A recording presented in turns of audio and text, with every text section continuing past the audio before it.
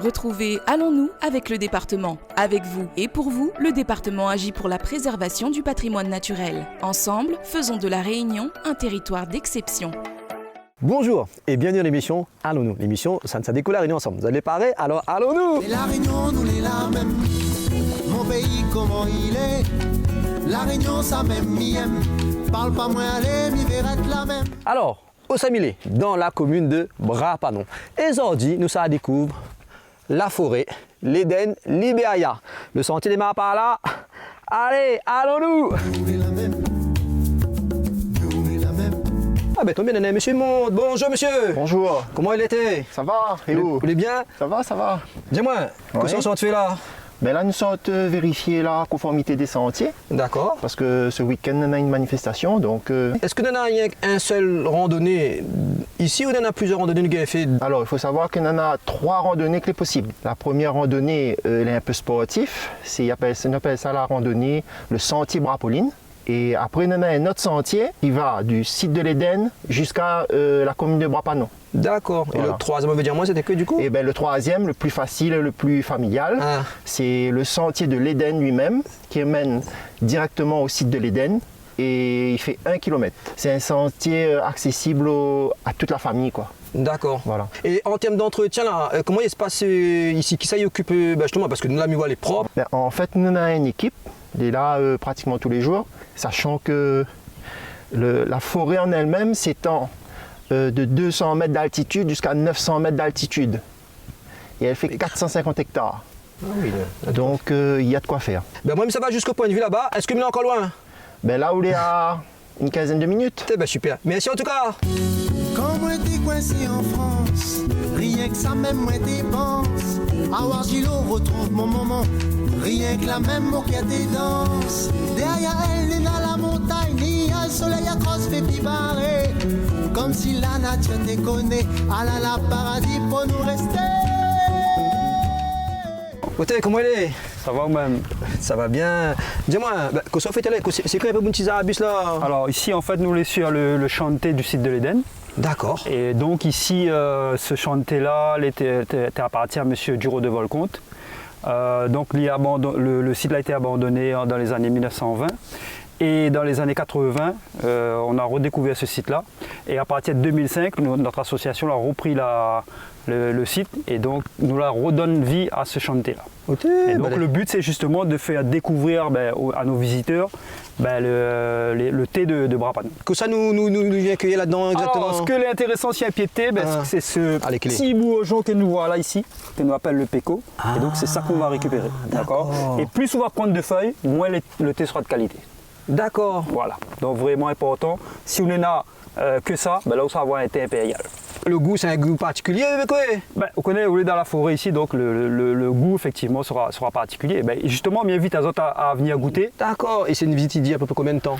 Il faut compter à peu près 2h30, 3h de visite. Le temps nous sort là-haut, nous découvre les plantes endémiques, indigènes, nous découvre le thé, nous ça découvre aussi pourquoi ils appellent ça le site de l'Éden. Pourquoi il n'y a pas la sentier de l'Éden alors? Tout simplement parce que le monsieur qui habite là, monsieur Duro de Volcomte, qui était un ancien député de la Réunion, il y avait sa maison ici, d'accord, sur le site de l'Éden, et donc il y habitait vraiment au paradis. Le matin quand il te réveille, il y avait un super point de vue, et donc c'est pour ça qu'on appelle ça le site de l'Éden. Les gars, donc là, il faut me savoir le point de vue, il doit le point de vue, mais il est loin? Ou le plus trop loin là, à Wayao, là où il est à peu près 200 mètres. Elle est bon, on a trouvé. Allez, à la prochaine, bye. En tout cas, les gars, le point de vue là, dis-moi, elle est par là. Allons, allez. Nous les la même. Nous les la même. Voilà, m'y arrive sur le site de l'Éden. Et là, il tombe bien, Nana Moun, t'es là. Bonjour. Bonjour. Comment elle est? Ça va, yo? Ça va bien, bonjour. Ça va? Ça va.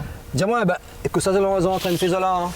Écoute, nous discutons un petit peu, moi avec le gestionnaire, nous discutons à propos d'un animal magnifique que nous retrouvons ici en haut. D'accord. Un reptile endémique de la Réunion. Que c'est les... Ils appellent ça le lézard VADO. Les scientifiques appellent ça Phelsuma borbonica. Il y en a 5 en haut.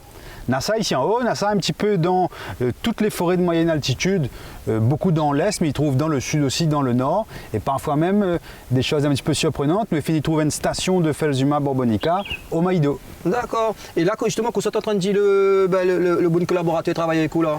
Qu'il faudrait que nous essayions de trouver une façon de mieux valoriser cet animal-là, de bien faire monter ça les visiteurs sur le site, de bien distinguer le Felzuma endémique de la Réunion, donc le Felzuma borbonica, mais aussi le Felzuma inexpectata, ça qui retrouve entre Manapani et Grand-Anse là-bas, et surtout bien distinguer ces deux espèces-là, des deux espèces exotiques, donc deux espèces que nous autres humains, nous à partir de ça là-bas à Madagascar, nous la ramène la Réunion. Et comment on distingue l'endémique là? Alors, ça ici en haut, il faut regarder un petit peu son dos. Et la façon dont les couleurs sont réparties sur son dos. Donc lui, il a plein de taches rouges entre la tête et la queue, me dirait. D'accord. Sur un fond vert qui parfois il tire un peu sur le bleu métallique, un animal magnifique. Pourquoi ça, il faut protéger Ali du coup?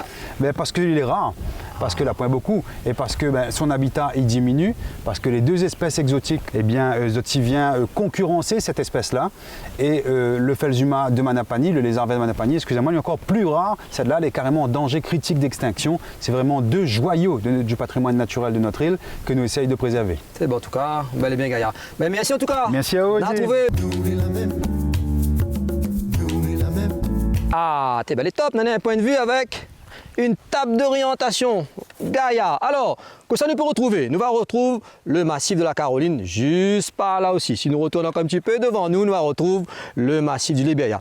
Et Bonneville, on a Bonneville là. Alors, ici, des petits pieds de bois là, on a l'usine Bois Rouge. Après, si nous attendons encore ici, là, on a la ville de Saint-André.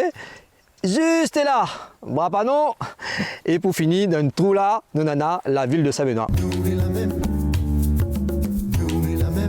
Côté, voilà, notre randonnée sur le site de l'Éden, t'es vraiment gaillard. Nous avons vu cette forêt, t'es vraiment riche. Côté, la réunion de la gaillard, ça fait pouvoir. Allons prendre le temps, visite Ali. Et pour ça, rendez-vous un prochain épisode de l'émission Le Mou. Cette fois-ci, nous sera dans la commune du Tampon. Nous allons découvrir la forêt des Hauts-de-Montvert. Gaillard semaine, à trouve.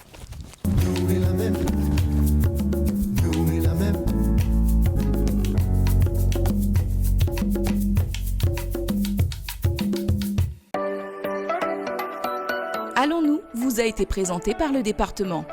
Avec vous et pour vous, le département agit pour la préservation du patrimoine naturel.